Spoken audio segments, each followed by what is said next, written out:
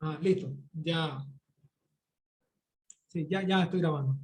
Y obviamente, pues esto obviamente aumenta los gastos en las familias y tanto también a nivel intrahospitalario, ¿no? Obviamente. ¿Sí?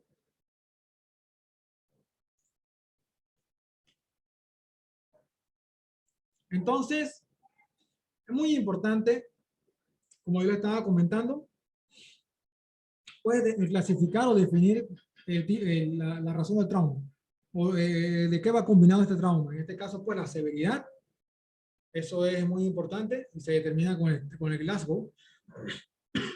Perdón, el Glasgow es una,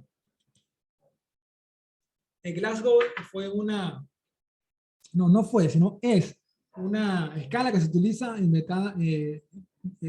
se inventó, pues se diseñó en Glasgow, una ciudad que hay en Escocia, en un hospital de la ciudad de Glasgow, en donde pues con tres ítems principales, motor, ocular y verbal, se podía determinar que también estaba funcionando el sistema nervioso de un paciente. De hecho, la escala se realizó originalmente para pacientes con trauma craneoencefálico y con hemorragias cerebrales, pero la escala de Glasgow es tan buena, tan buena, tan buena, que hasta la utilizan los dermatólogos para, para determinar el estado neurológico de un paciente. ¿Sí? O sea, lo que le quiero decir es que la utiliza todo el mundo para saber, y es casi como un idioma universal, la utilizan las enfermeras y hasta a veces los técnicos de enfermería para poder determinar cómo se encuentra un paciente.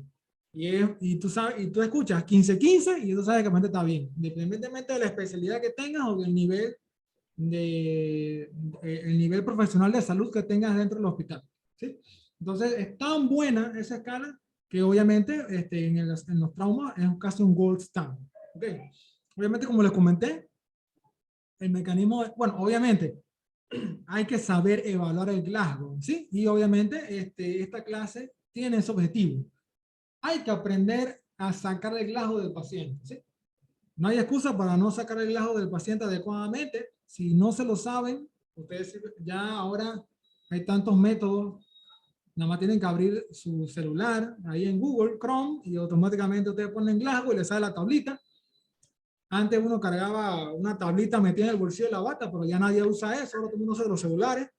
Así que realmente pues es muy fácil, no hay excusa para no calcular el Glasgow. El Glasgow solamente es una suma de motor más verbal más ocular, ¿sí? Y es muy importante, y les hago les recalco la importancia del Glasgow, que es un idioma universal. De hecho, si un médico le presenta a otro médico un paciente, en Glasgow, el paciente puede estar en otra provincia y me lo van a trasladar a Cabo Dulce, el Glasgow automáticamente forma parte de cómo yo me tengo que preparar para yo ver a ese paciente. Y si lo tengo que meter inmediatamente al salón de operaciones. Inmediatamente. ¿Sí? Y como es un idioma universal, tiene que estar bien evaluado, porque eso trae, lleva a confusiones y obviamente lleva también un mal manejo de los pacientes.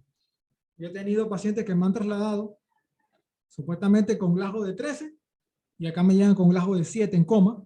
Y obviamente el paciente no tiene ni la vía aérea asegurada, no tiene ni siquiera líquido bajando, no tiene y vienen muchas veces hipotensos ya, chocados.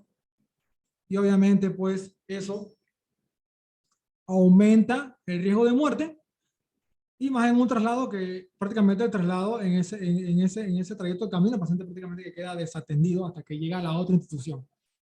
Y eso realmente pues es algo que los médicos deben aprender a evaluar para poder brindarle la mejor calidad de atención a los pacientes que están manejando, ¿sí? Obviamente eso se aprende con la práctica, ¿sí? Pero, vuelvo y repito, obviamente la práctica va a ayudar a que evalúen cada vez mejor el Glasgow, pero obviamente es muy fácil porque la forma de sacarlo es simplemente una sumatoria. Y obviamente la lesión estructural, aquí como están viendo, la lesión estructural, la imagen, porque estos pacientes, no hay paciente, ¿cómo les digo? No hay paciente que yo vea que no tenga un CAT. Eso es una regla. O sea, Vamos a suponer, porque yo estoy tratando de hacer el enfoque hacia ustedes como médicos generales. Yo siempre digo que ustedes están aprendiendo para ser médicos generales. Obviamente ustedes tienen que aprender lo básico. Es muy difícil que a un neurocirujano le presenten a un paciente sin un estudio de imagen. O sea, tiene que tener un estudio de imagen para poder evaluar, para poder ser evaluado ese paciente. ¿Sí? Así que por esa razón es que quiero hacer un enfoque y con ustedes dirigido desde el inicio para que aprendan a identificar las imágenes básicas de una tomografía de cerebro y cómo se verían las imágenes de una tomografía y una resonancia de columna. ¿Sí? Para que obviamente le puedan sacar el mayor provecho a sus rotaciones también.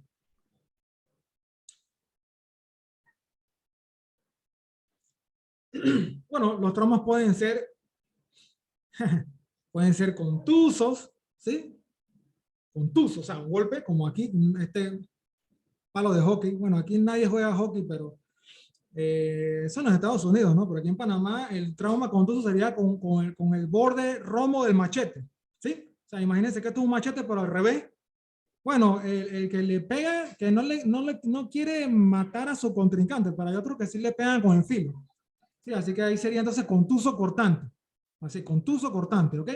Y he tenido varios pacientes que vienen prácticamente, pues, como si, como si fuera, como si estuvieran pelando coco. Prácticamente vienen así. Contuso puede ser aquí una bola de béisbol, puede ser, eso en los Estados Unidos, pero acá en Panamá es con una piedra, ¿ok? ¿Sí? Y bueno, en este caso, pues, un cuchillo clavado aquí, muy probablemente cerca de la región temporooccipital, ¿sí? Y bueno, de todo se ve, créanme.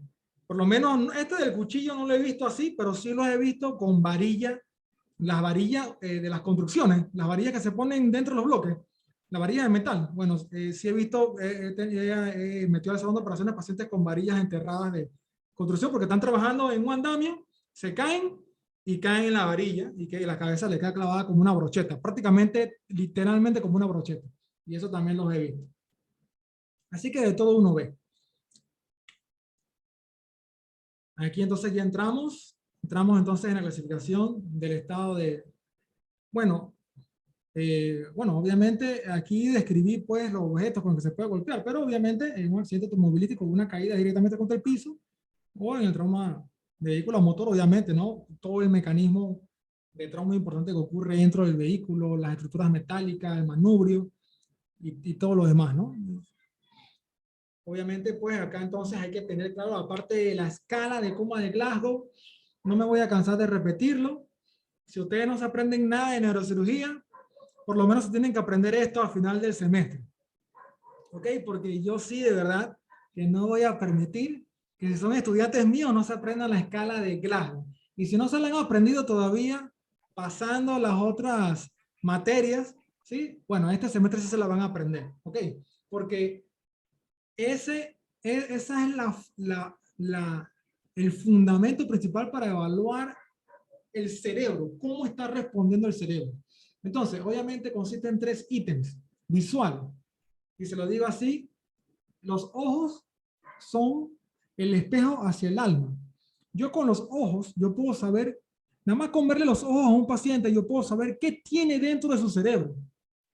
Pero para eso, tienes que evaluar al paciente, tienes que abrirle los ojos, tienes que ponerle un foco en los ojos y tienes que alumbrar los ojos y evaluarle, examinarlo. ¿Sí?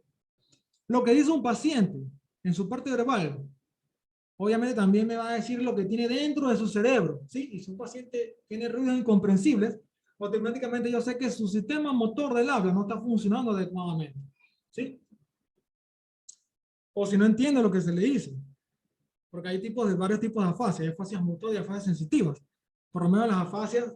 Ah, otra cosa, chicos, otra cosa que no les había dicho, es que yo voy soltando conceptos abiertos, libres. O sea, eso no está en la diapositiva. O sea, no pretendan, y se lo digo de ahorita, que lo que yo les esté diciendo todo esté en la diapositiva. O sea, que si ustedes quieren estudiar al final del día con las diapositivas para ir al examen, es muy probable que no encuentren todo lo que yo les he dicho en las diapositivas. Recuerden, las diapositivas solamente son una orientación, una guía para yo poder expresarme y darle a ustedes los conocimientos, ¿sí? Ustedes tienen que tener un papel a mano, una libreta a mano, con una plumita, un lápiz mongol número 2 y anotar los conceptos que se dicen. ¿Ok? ¿Sí? Obviamente yo siempre hago a veces algunos paréntesis y digo de que esto es importante. ¿Ok? Pero ustedes tienen que estar anuentes a lo que yo estoy diciendo para que vayan anotando. ¿Ok? Entonces, la parte motora también es muy importante porque me va a indicar a mí si el paciente obedece las órdenes, a los comandos, solamente está localizando, solamente retira, está en mi parético o, o tiene algún tipo de respuesta normal. Aquí hago una acotación y la hago desde ahorita, y es que el médico se confunde mucho a nivel hospitalario, bueno, en su práctica clínica, pues, cuando evalúa la parte motora, porque, claro, rápidamente dice, no, motor 6, sí, 6 puntos porque obedece órdenes, pero de que yo le hablo al paciente, pero no me obedece porque el paciente está fácil, un ejemplo. Entonces, obviamente, el paciente no te obedece la orden porque el paciente está despierto, se está moviendo solo, pero como el paciente no te obedece la orden porque no te entiende, entonces le bajan un punto. Y entonces lo estimulan, o sea, están viendo al paciente despierto, lo estimulan, le hacen un estímulo doloroso. Les recomiendo desde ahorita que no, a ningún paciente se le estimula ni los pezones, ni el glande, ni los testículos, por favor, ¿sí? Por si acaso, de repente alguno por allí tendrá una literatura vieja. Antes se hacían esos estímulos, eso no se hace. Por favor, no hagan eso, porque cuando ese paciente se llega a despertar, el dolor que va a tener en los pezones, o en el testículo, o en el pene, va a ser mayor de lo que, del trauma que tuvo en la cabeza. ¿Ok? ¿Sí? Así que el estímulo tiene que ser en el esternón, un estímulo central, o puede ser supraciliar, a nivel de la región supraciliar, porque por ahí sale el nerviosito supraciliar y ese nervio es bastante doloroso y ahí lo pueden estimular para obtener una respuesta, ¿sí? Pues obviamente si un paciente está despierto y no te entiende y está sentado en la cama y te está mirando y tú le estimulas al dolor, obviamente él te va a localizar porque a cualquiera de ustedes si le peñican o le hacen un estímulo doloroso al esternón, obviamente lo primero que van a hacer es que van a meter su mano para quitar el estímulo doloroso. Bueno, eso no es localizar, ¿sí? Así que les quede claro desde ahorita. Eso no es localizar. Usualmente cuando un paciente realmente localiza, ese paciente está en coma, para que lo sepan, ¿ok?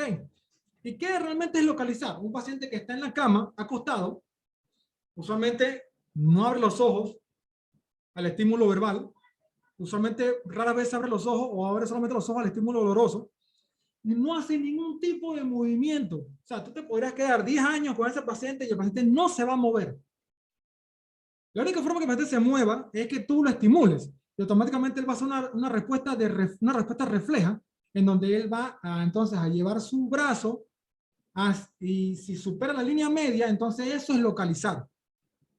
¿Ok? Entonces ustedes dirán de que, wow, pero entonces la escala de cómo el Glasgow nos está mintiendo, es falsa.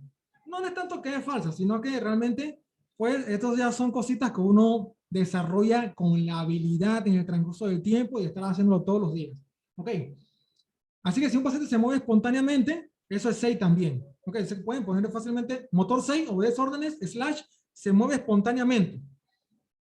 Siempre y cuando no sea una postura normal, ningún reflejo normal, ahí va a tener sus 6 puntos en motor. Igual, un paciente que solamente retrae el dolor, también es un paciente que usualmente también está en coma. Y lo único que va a hacer es que cuando le hace el estímulo doloroso al esternón, él te va a hacer él te va a estirar, se va a estirar reflejamente. Y obviamente, perdón, eso es un reflejo ya de un paciente que no tiene ningún tipo de racionamiento, de raciocinio, o no está haciendo nada conscientemente. ¿Ok? La flexión normal consiste en cruzar ya sea un brazo o dos brazos, pero tiene la particularidad de que cuando el paciente localiza, el paciente sí cruza la línea media, pero no flexiona la muñeca. En este caso, el paciente sí logra flexionar la muñeca y se nota como el paciente no lo está haciendo directamente relacionado con el estímulo doloroso. Supongamos que tú le peñiscas el pie. El paciente que localiza muy probablemente te pueda llegar a cruzar la mano, pero no la va a dirigir hacia el pecho, probablemente la dirija hacia las piernas. Pero el paciente que tiene una flexión normal, una postura de decorticación, el paciente, independientemente de dónde lo estimule, el paciente va a realizar la respuesta flexora anormal.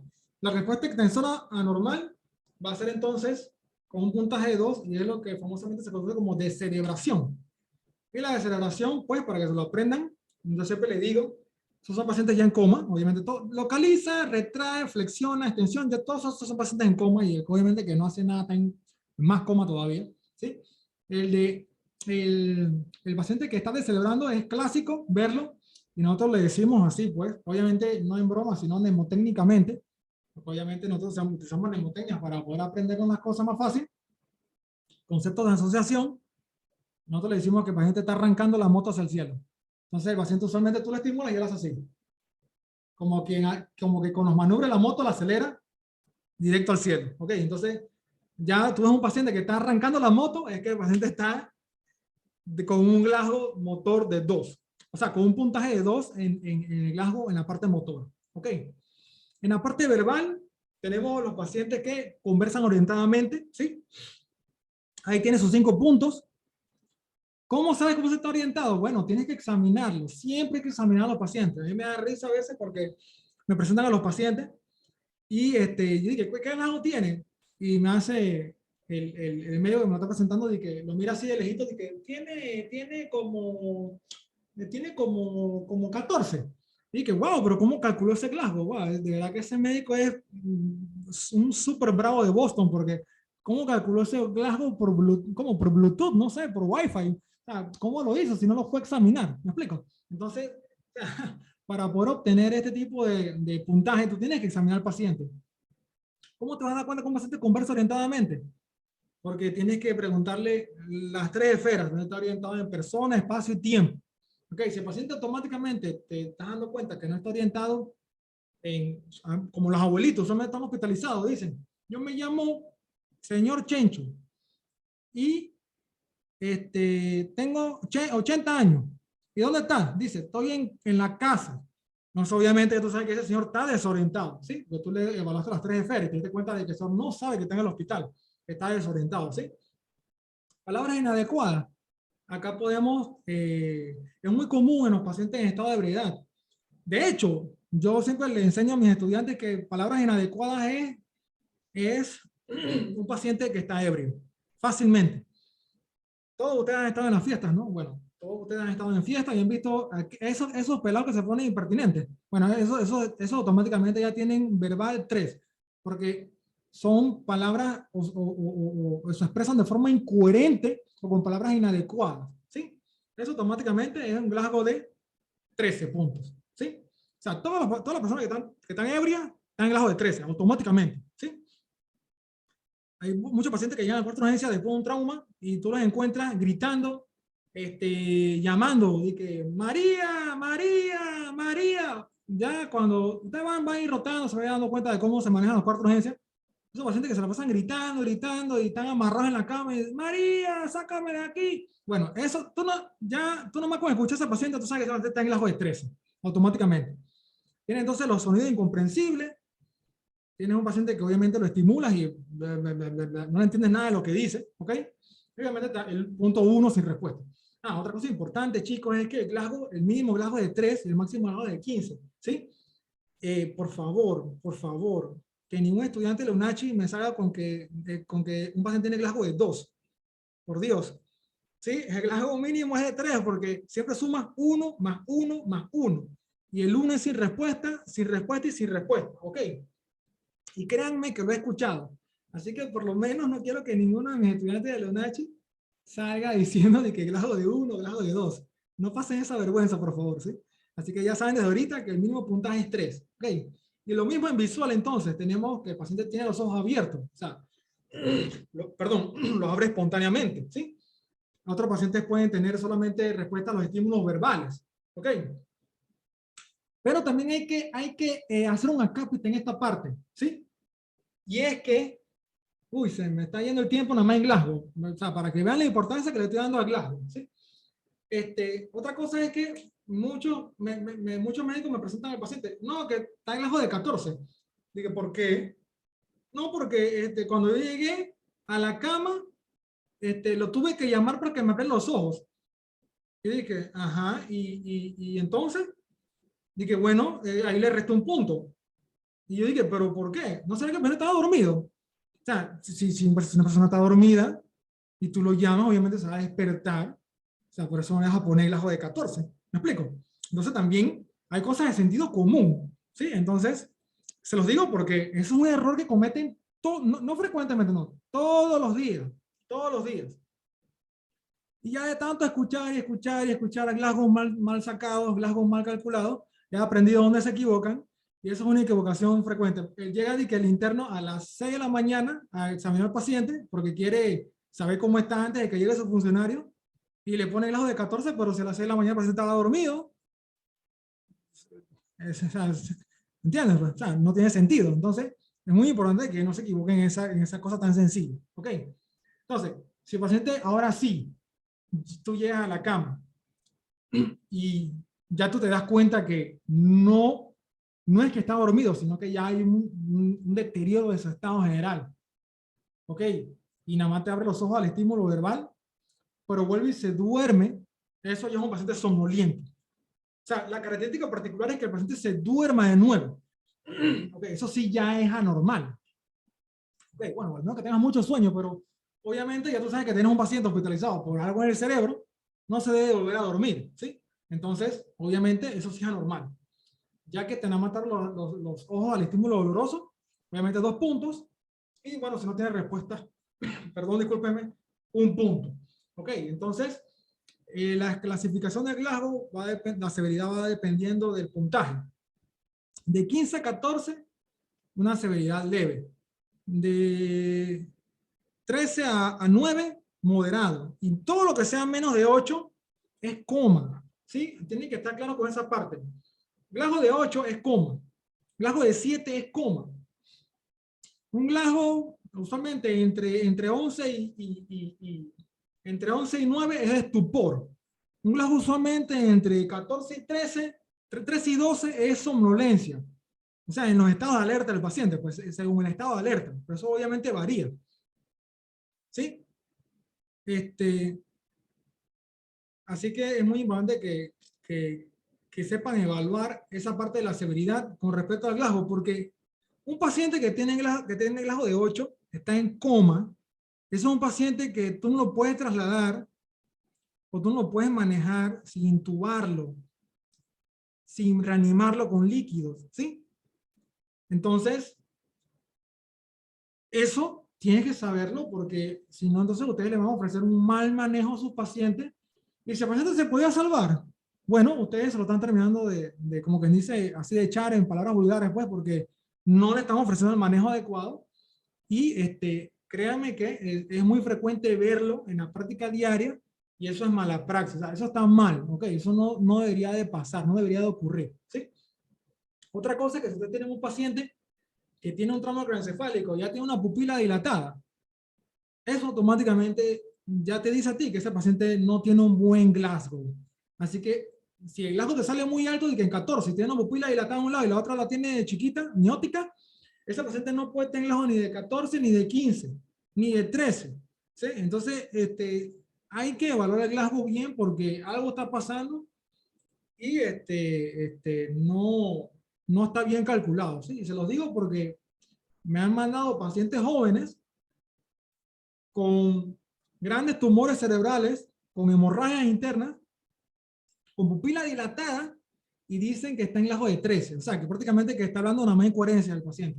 Entonces, hay que ser conciso con la clínica, ¿sí?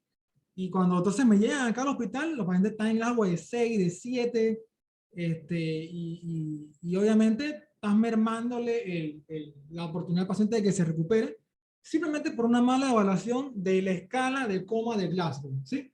Así que por esa razón me he demorado tanto tiempo hablando nada más de esta diapositiva, porque creo que es una de las cosas más importantes que ustedes como médicos deben de saber, ¿sí? Ok, ya les expliqué que la severidad depende del Glasgow, leve 14 a 15, moderado de 9 a 13, severo menos de 8, todo lo que sea menos de 8, o sea, 8 menor o igual a 8, coma, ok. Entonces, obviamente, no solamente, bueno, obviamente el Glasgow ya te dice cómo está el paciente, ¿no? Paciente, boom, se chocó. Y ya con el ajo de 8. Una pupila dilatada. Aliento alcohol. Clásico, un clásico. ¿Qué tienes que hacer? Hay que pedirle un CAT. Y ahí viene entonces nuevamente la parte de la imagen. Por eso es que yo quiero, y me voy a tomar la molestia de poder explicarles lo mayor posible la parte de las imágenes, ¿sí? Para que ustedes puedan, perdón, tener un mayor entendimiento de la relación clínica con la imagenología. Que neurocirugía va completamente ligado. O sea, no puedes tener un paciente, vamos a suponer, o sea, un ejemplo fácil. No puedes de que, no, que tengo un paciente hospitalizado que está en Glasgow de 8 con pupila dilatada. ¿Y qué tiene? No sé, ya le saqué el Glasgow y ya como que dice, pues ya le saqué eso, mamá. No, o sea, tienes que hacer un CAT. Claro, inmediatamente tienes que hacer un CAT para saber qué es lo que tiene ese paciente y ver entonces qué tipo de manejo le vas a ofrecer. ¿Ok? Pues obviamente si es trauma puedes encontrar hematomas epidurales, todo lo que está entre la calota y la dura madre. Hematoma subdural debajo de la dura madre y encima del aracnoides. Estos hematomas subdurales pueden ser agudos o crónicos. No se enreden, ni que agudo, subagudo y crónico. Agudo y crónico, punto. Claro, sí hay subagudo, pero usualmente siempre lo vas a encontrar en dos variantes, o en agudo o en crónico. Si es agudo, le haces craneotomía al paciente. Si es crónico, le haces solamente un trépano, o sea, un huequito chiquito. Entonces, si es subagudo, ya sería crónico, porque realmente estás tratándolo casi también igual por trépano. Entonces, para que no se enreden, usualmente van a haber dos tipos de pacientes en el cuarto de urgencia. Un paciente con hematoma subdural agudo y un paciente con hematoma subdural crónico. Obviamente, dependiendo de la densidad de la sangre que se encuentre en la imagen, vas a decir si es subagudo, pero no te sirve de mucho. Al final, solamente vas a saber si es agudo o crónico. El daño axonal difuso es muy importante y vayan anotando. Esta es una entidad en la cual el paciente está en coma y le haces el CAT y no ves nada. Digo, ¿qué está pasando? Pero se chocó. No es un paciente que tiene que hospitalizar medicina interna, es un paciente que viene de un accidente automovilístico. Tiene, supongamos que no tiene olor a alcohol, supongamos, y está en coma y no tiene nada en el CAT. No, o sea, ¿qué vas a hacer con ese paciente? O sea, sigue siendo tuyo, sigue siendo paciente de trauma craneoencefálico, porque si el paciente está en coma, obviamente con un Glasgow bien calculado, y te das cuenta que está en coma, ese paciente lo más probable es que tenga una lesión axonal difusa, y son lesiones puntiformes pequeñas, que a veces no se ven en la tomografía al inicio, que se encuentran en línea media, periventriculares, núcleos de la base y tallo cerebral. Ok, a veces uno, después de tanto buscar y buscar y buscar, uno ve las lesiones puntiformes y hiperdensas. Entonces uno dice que, uy, mira, sí, definitivamente que yo creo que lo que tiene este paciente es una lesión axonal difusa. ¿Sí? Y la lesión axonal difusa también dependiendo del tiempo en que el paciente demore de salir del Glasgow, entonces tiene un grado 1, grado 2 y grado 3. Eso después lo veremos con más calma. ¿Sí? Ahí también está la hemorragia subaracnoidea. En este caso nos vamos a enfocar en la hemorragia subaracnoidea traumática, que obviamente pues, está directamente relacionada con la severidad del trauma, pero la hemorragia subaracnoidea traumática no me preocupa tanto como la hemorragia subaracnoidea espontánea. La hemorragia subaracnoidea traumática, producto de un trauma. Bien, yo puedo tener un paciente hospitalizado con una hemorragia subaracnoidea postraumática y el paciente va a estar bastante bien, relativamente bien. Es un paciente al que no le voy a ofrecer realmente ningún tipo de manejo, a menos que tenga otra lesión adicional. Principalmente se le da un poquito de vigilancia. Una tomografía de control en más o menos 72 horas para ver si no hace una coalescencia o una contusión que tenga que no se haya visto todavía, porque a veces las contusiones pueden ser hemorrágicas y no hemorrágicas, vayan anotando, ¿ok? No es un paciente que me preocupe mucho realmente.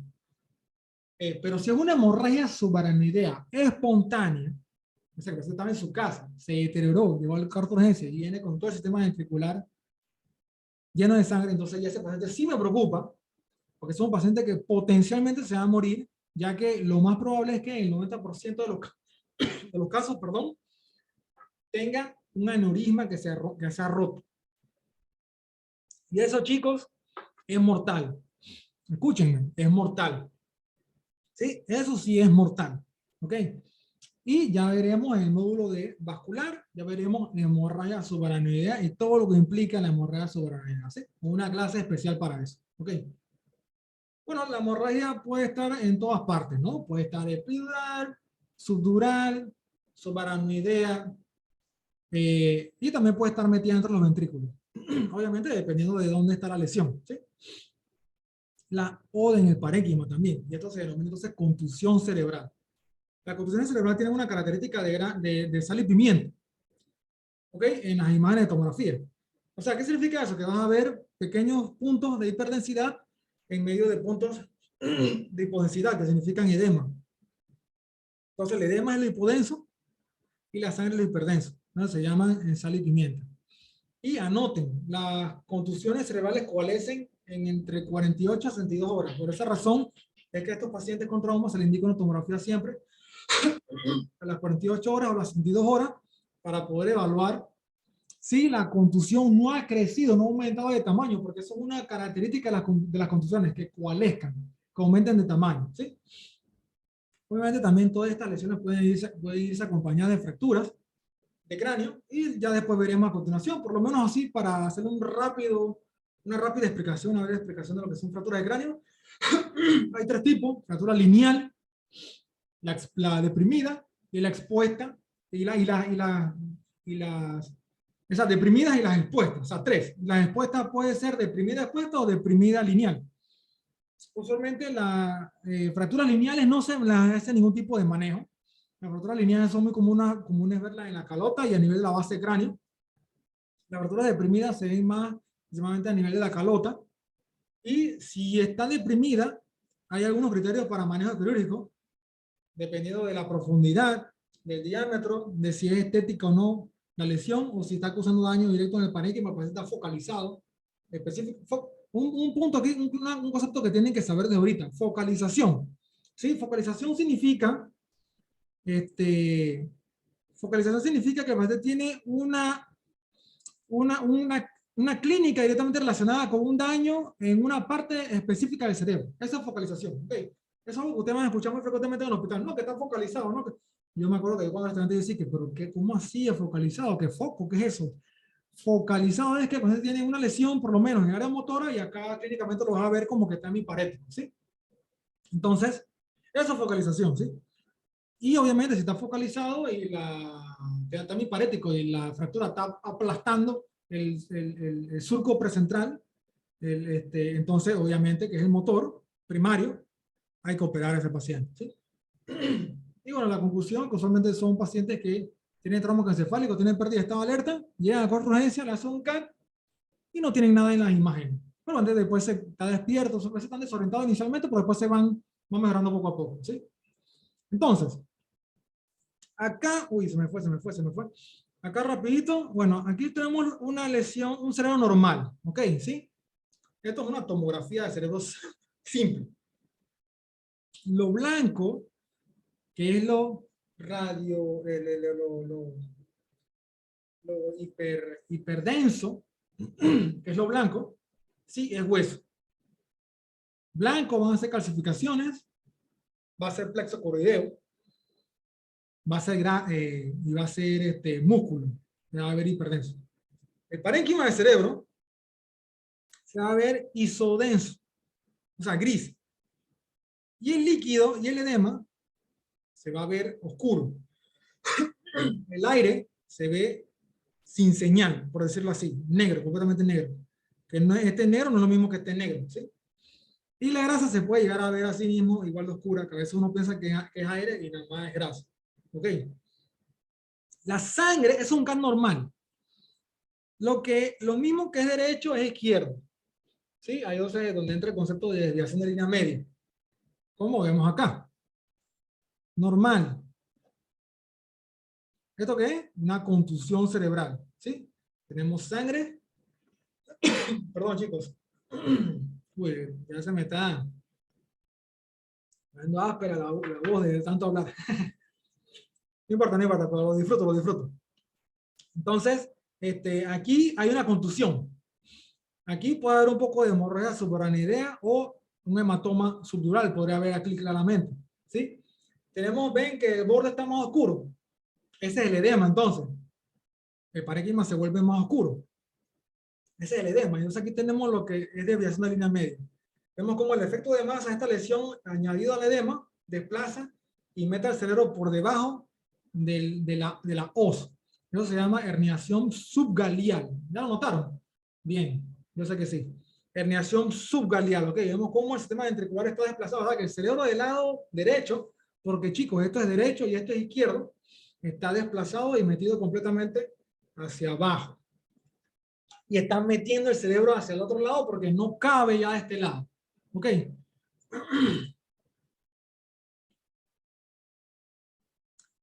Aquí tenemos también un cerebro normal, con su línea media en el centro. Otra cosa también, chicos, me han consultado de que, doctor, quiero que vea este paciente porque parece que en la universidad como que se aprendieron bien que tiene que ser cerebro simétrico, ¿no? Pero bueno, hay un nivel de simetría, ¿no?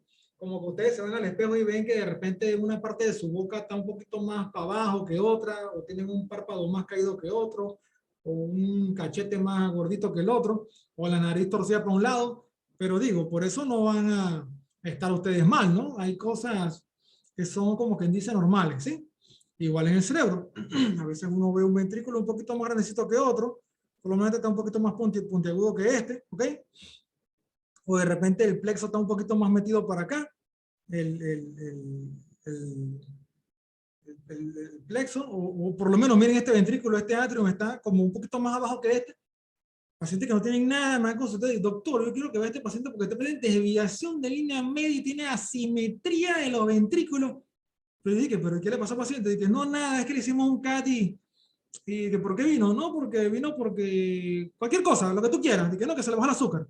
Y le hicimos un CAT, pero tuvo trauma o algo. No, no, le hicimos un CAT y vimos esto. Dije, pero, y entonces, o sea, digo, normal, igual como que te veas la cara y te veas la nariz un poquito más torcida para un lado del otro, ¿no? Al menos que seas que es súper perfecto, un súper modelo, ¿no? Me explico. Pero si no, todos tenemos defectos en la cara. Un labio más grueso que otro y así. Es lo mismo en el cerebro, ¿sí? Obviamente esto sí no es normal. Porque entonces vas a ver aquí una lesión hiperdensa que va a corresponder a sangre, ¿sí? Porque la sangre se ve, anótenlo chicos, la sangre se ve aguda, la sangre aguda se ve hiperdensa en la tomografía. Obviamente tenemos aquí también sangre subdural que está a nivel de la voz del cerebro. Y aquí entonces ya, mire, vemos un ventrículo y este otro desapareció. Y no es que desapareció, sino que está colapsado y se está metiendo hacia el otro lado, ¿sí? Esto sí ya es anormal, ¿ok? Pues obviamente también hay cosas de sentido común, ¿no? Y esto obviamente este paciente tuvo trauma. O si no tuvo trauma, estaba tomando anticoagulante, que a veces pasa. O tuvo un trauma muy banal, pero estaba con anticoagulante. O está bien anticoagulado y de repente, ¡tan!, le queda como un hematoma. ¿Qué pasa? Pasa bastante, o sea, no se ve siempre, pero si no tiene historia de trauma, pregunta si no tiene anticoagulación o alguna discrasia plaquetaria, porque obviamente una plaqueta en 10.000 te va a sangrar espontáneamente. ¿Ok? O tenga o tenga por lo menos otro tipo de hemorragia. A veces puede tener hemorragia subaranoidea con rotura de aneurisma y la sangre se extravasa hacia el espacio subdural. También puede pasar, ¿sí? Ok. Por lo menos acá están bastante buenas estas imágenes porque aquí tenemos nuevamente el cerebro normal, ¿ok?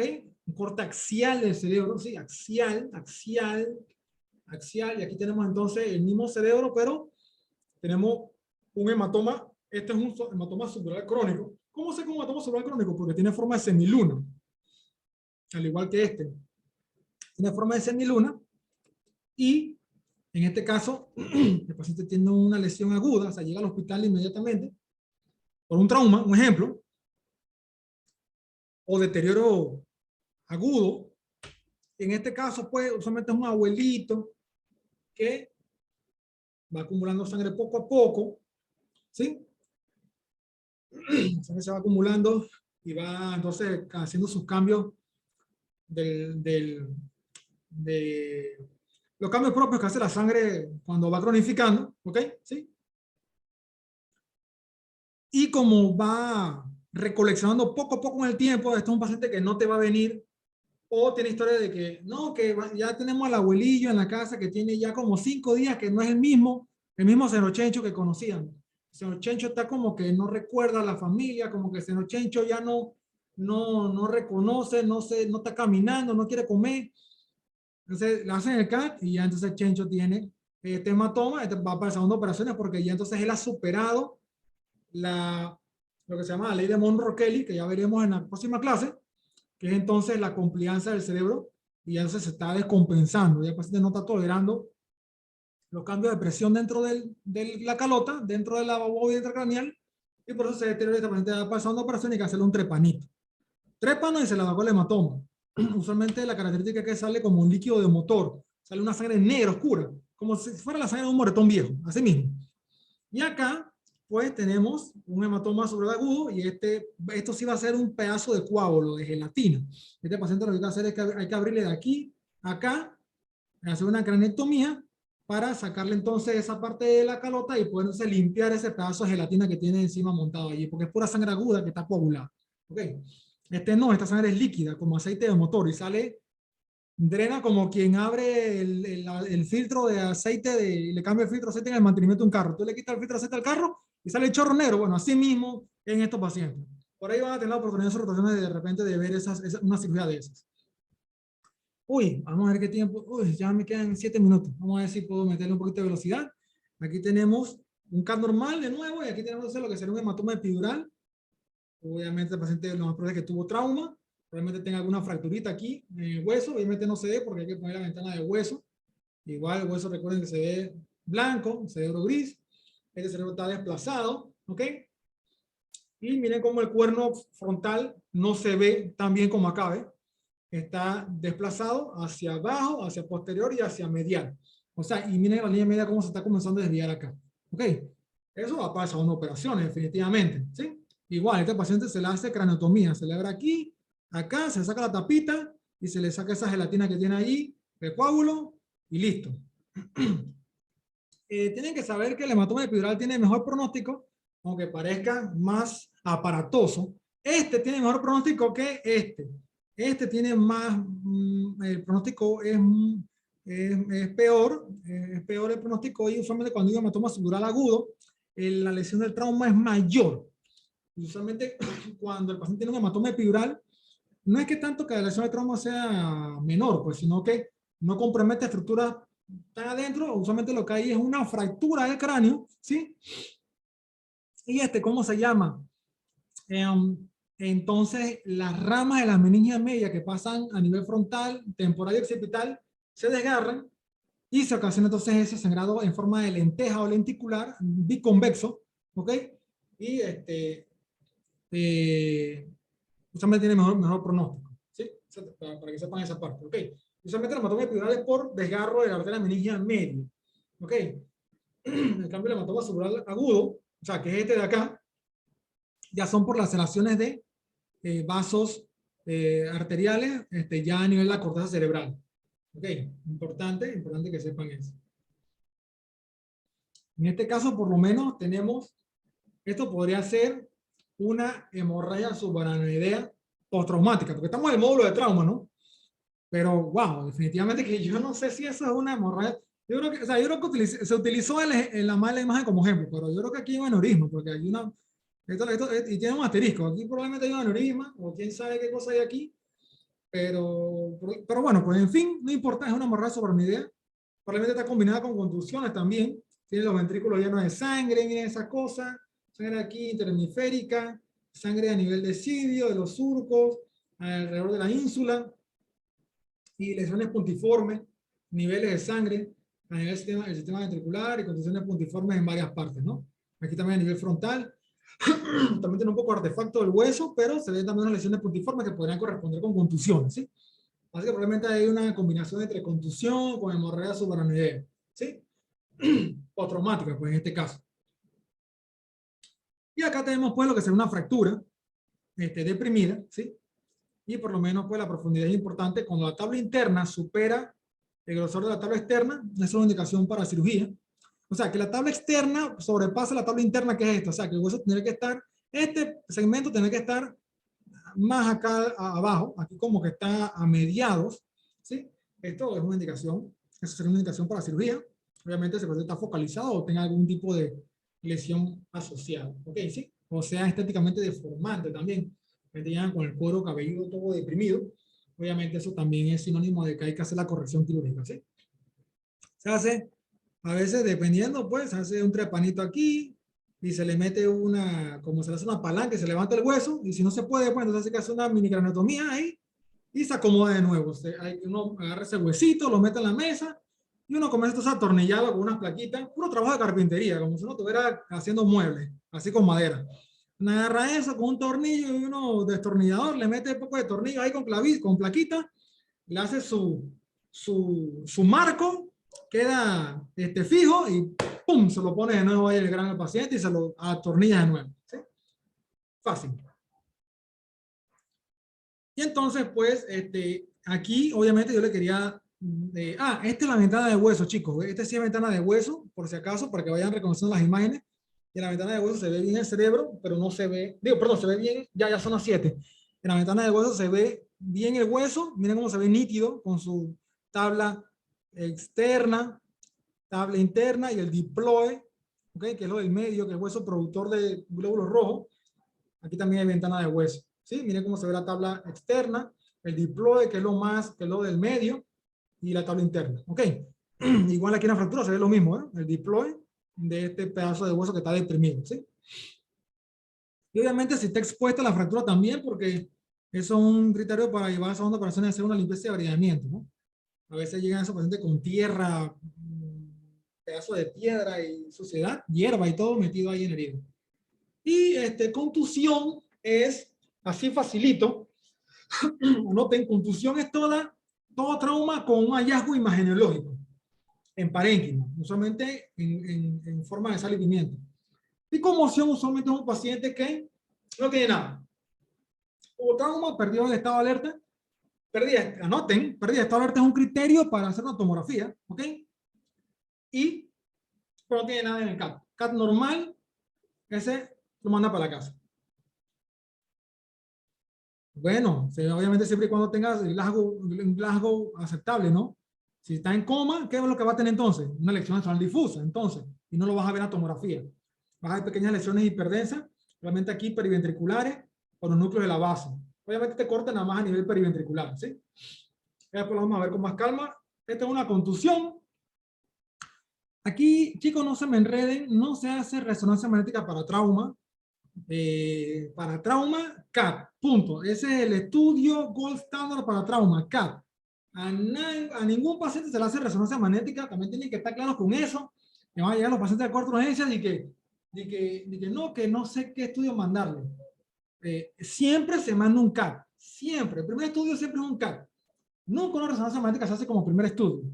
No importa la patología que sea, siempre le vas a hacer un CAT al paciente. No importa que sea sangrado, que sea tumor, que sea ACV, que sea lo que sea. Siempre le vas a hacer un CAT al paciente. Nunca le vas a mandar una resonancia magnética como primera opción. ¿Ok? Al menos que sea un paciente que ese es en el cuarto de urgencia, por supuesto. Si es un paciente que está muy estable, tú lo ves en en el consultorio, caminando, echándote cuento, no sé qué. Ya de repente tú ahí sí puedes optar por hacer una resonancia magnética porque vas a tener un estudio más detallado y te puedes saltar el CAT. Pero en un cuarto de urgencias vas a hacer un CAT siempre de inicio. Eso es una pregunta frecuente de los médicos generales. Doctor, ¿qué estudio le mando? Un CAT, siempre, un CAT. Ok, entonces estas son contusiones, mira cómo se ve el parénquima lesionado, lleno de sangre, con un halo hiperdenso, recuerden, hiperdenso es sangre aguda, con un halo hipodenso, que es edema citotóxico, okay, que es daño del tejido cerebral de la neurona, ¿sí? Y ¿cómo se llama? Ves contusiones aquí, contusiones a nivel de la base del frontal, contusiones a nivel del temporal, un poco de sangre soberanidad a nivel de la ínsula, sangre soberanidad por acá por los surcos, todo lo que me da hipertenso es sangre. ¿Sí? Sangre equinoventrículo, mire cómo se ve el nivel automáticamente de sangre. Bueno, pues está aquí señalando casualmente, ¿ve? Un poquito de sangre, sangre por aquí por las cisternas que están posteriores al mesencéfalo, ¿sí? Cuadrigémina, ¿ok? Y ¿cómo se llama? Obviamente si pones la ventana de hueso podrías ver fracturas y todo lo demás, ¿ok? Esto es sangre subaracnoidea, esto que se ve por aquí es sangre subaracnoidea, así que esto es un paciente que tiene trauma craneoencefálico con contusiones y hemorragia subaracnoidea, o sea, tiene dos cosas juntas. Pero, ¿qué es lo que me preocupa este paciente? Me va a preocupar 7 y 2, chicos. Uy, déjenme ver si ya termino. Lo que me va a preocupar obviamente son las contusiones, porque estas contusiones, anoten, van a coalescer en un periodo de 48 a 72 horas y obviamente también te vas a dar cuenta con el estado clínico. Pero estos pacientes llegan así con lesiones aparatosas, Glasgow de 13 y de repente al día siguiente llegas a la cama y lo encuentras herniado, pupila dilatada, Glasgow de 8, tiene que hacer un CAN nuevo porque tiene que ver qué es lo que le pasó, entonces meterlo al quirófano. ¿Ok? Y aquí no voy a entrar en esto, hematoma, ya creo que aquí nada más sería como una descripción ya realmente de lo que vimos, ¿sí? Y ¿cómo se llama? Igual, lo que está aquí, tranquilo, vuelvo y le repito, yo uso las diapositivas como guía, ¿sí? Yo uso las diapositivas como guía. Así que, ya todo lo que está aquí ya yo lo dije, realmente, ¿ok? Así que realmente, pues, ya está dicho, nada más estoy pasando la diapositiva porque a veces no se me queda nada por fuera, pero realmente, pues, acá primero se pusieron unas imágenes y después las, se pusieron las descripciones de dicha patología, ¿no? Pero ya todas se las dije, ¿ok? Esta es una fractura lineal, para que vean, fractura lineal, ¿ok? Y con eso no se hace nada. Eso no se hace nada. Aquí fractura lineal en la base del cráneo, arco cigomático, ¿sí? Concha del temporal, a nivel del peñasco, ¿sí? Una fractura longitudinal, ¿ok? No se hace nada con esa fractura, nada, nada, nada, nada. Y bueno, está dependiendo de qué tan deprimida esté, o de si está expuesta, o si está el paciente focalizado, o tiene una gran depresión en el cuero cabelludo, hay que meterlo a salón de operaciones para corregirle eso. Pero por lo menos con esta no se hace nada, se puede hospitalizar al paciente por unos 24, 48 horas para la vigilancia, porque ¿qué sí podría pasar aquí? Aquí se podría pasar que como es ventana de hueso, nada más vas a ver la fractura lineal, pero cuando pongas la ventana de cerebro te vas a encontrar con el hematomón epidural aquí. ¿Por qué? Porque por aquí pasan las arterias meningias medias y al desgarrarse, hace entonces el hematoma epidural. ¿Ok? Y bueno, ya nada más para terminar, las fracturas de Lefort 1, Lefort 2, Lefort 3, eso lo maneja más otorrino, pero nosotros cuando vemos el trauma craneoencefálico, vemos también el trauma facial, lo vemos muy frecuentemente, ¿ok? Y realmente pues Lefort 3 es el que es quirúrgico, pero eso lo maneja otorrino realmente, ¿ok? Nosotros sí lo consignamos, lo vemos, pero es un manejo que ya entra a cargo de otorrino y obviamente entra ya en lo que es manejo de macizo facial. Pero obviamente nos compete también porque tenemos que ver la parte de los techos de las órbitas, que es una base del frontal, ¿sí? La parte más posterior de la órbita, que ya entonces vendría siendo la parte más anterior del lóbulo temporal y estas partes, ¿ok? Entonces, obviamente por eso uno las ve. Y ya por último, para terminar, tenemos lo que es el neumoencéfalo. El neumoencéfalo no es más que cuando se rompe el cráneo, también a veces entra aire por cambios de presión y funciona como algo unidireccional, o sea que nada más entra aire pero no sale, entonces el cerebro tiene un efecto de masa secundario al aire, porque ese aire se pasa a los hemisferios solamente y es un fenómeno que nosotros conocemos en tomografía como fenómeno de Montefiore, que dependiendo de la severidad, de lo agudo, de la severidad del estado neurológico del paciente, muchas veces sí hay que llevar a segunda operaciones para practicar cirugía, y poder solucionar este problema, ¿sí? A veces, muchas veces solamente queda como un hallazgo, bueno, pero este sí está feo, nada más para decirles, ¿no? A veces uno lo ve, uno solamente lo ve un poquito menos, uno ve el hemocéfalo, pero solamente pues también con el hemocéfalo dependiendo, no se hace mucha cosa, a menos que sea algo extremadamente específico, que esto es lo que esté deteriorando al paciente, ¿ok? Así que Montefiore, que es la montaña esa de Japón. Y listo, creo que ya. ¿Y qué vamos a tener? Vamos a tener siempre una combinación de hemorragia subaracnoidea. O sea, no es que vas a tener un paciente con contusión, sino que vas a tener un paciente con contusión, hemorragia subaracnoidea, puede tener un subdural, puede tener un epidural, puede tener todas las lesiones juntas, hasta también puede tener lesión nacional difusa juntas. Todo junto, todo combinado. Tienes que, obviamente, con la imagen ver qué es lo que está causando el deterioro del paciente y, obviamente, identificar cuál es la lesión que tiene que llevar a esa segunda operación. Y listo, chicos, pues ya no les robo más tiempo. ¿Sí? No les robo más tiempo.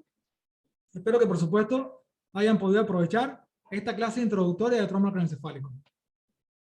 Listo, si tienen alguna pregunta, alguna duda, con mucho gusto, me dicen. Sí, bueno, jóvenes, no, está excelente la clase. Oh, El coordinador, la coordinadora actualmente es Ciani, ¿no? Ciani Ortiz, la doctora Ciani Ortiz. No sé si es el consenso del grupo, yo lo cogí porque la conozco, me recomendaron. Y ustedes pueden, ya tienen un grupo formado que es un grupo de neurocirugía 2022, perdón.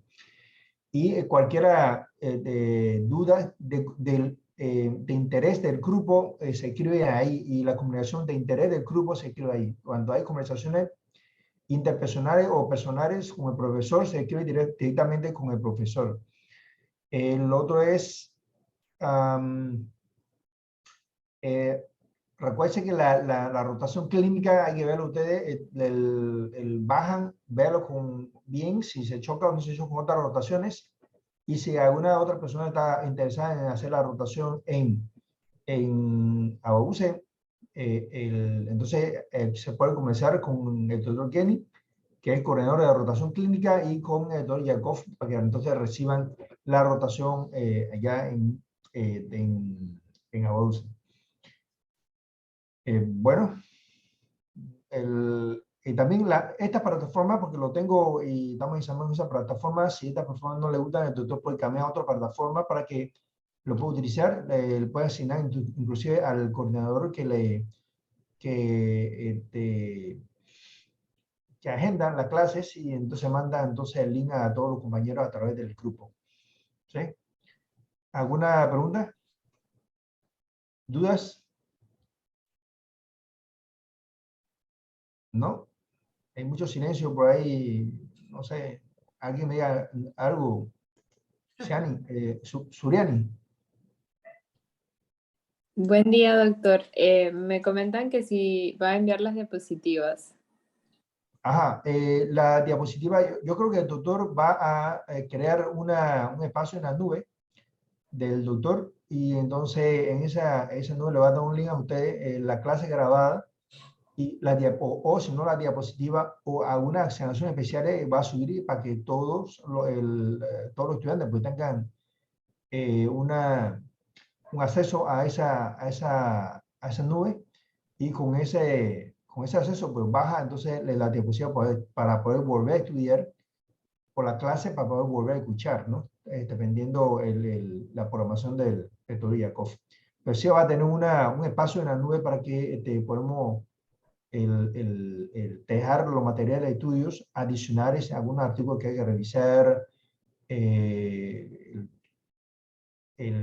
algún temas en especiales, las diapositivas de ustedes y la diapositiva de charla de ustedes que tienen que presentar en la clase se sube a la nube. Entonces ahí todo para compartir para todos, ¿no?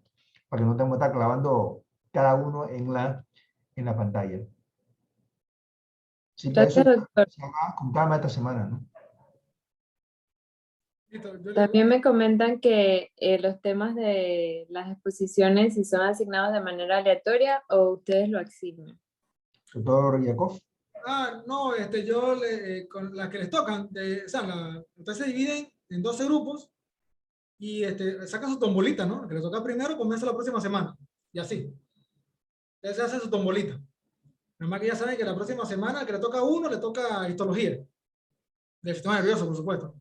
Sí, sería durante esta semana lo más pronto posible el doctor va a hacer la distribución de los grupos y los temas. O sea, aunque sean al azar, lo hace el doctor Yakov. Entonces, el doctor Yakov después lo asignan, entre comillas, al azar asignan.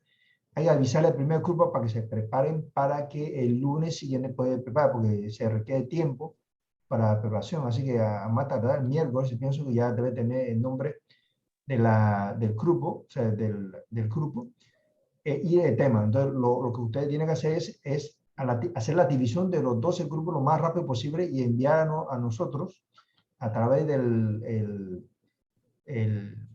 Chat, del grupo de neurocirugía 1-20-22, los nombres de los grupos. Entonces ya saben que el grupo 1, y el doctor le va a enviar entonces el grupo 1, ahí mismo en el mismo chat, el grupo 1, ¿qué tema? Entonces aquí dice prepara temas desde los miércoles. ¿Sí? Sí, exacto. Yo les voy a hacer llegar eso al grupo y ahí ustedes van haciendo para que sepan igual los temas, ¿no? Listo, cualquier cosa igual estamos a la hora. Gracias, doctor. Bueno. Bueno, si no hay otra pregunta, entonces, buenas noches a todos bueno, nos vemos el próximo lunes. Buenas noches, doctor. Gracias. Buenas noches, doctor. Gracias. Buenas noches. Gracias. Gracias, doctor. Gracias. Buenas noches. Hasta luego. Gracias, doctor. Buenas noches. Buenas noches, doctor. Buenas noches, doctor. Buenas noches.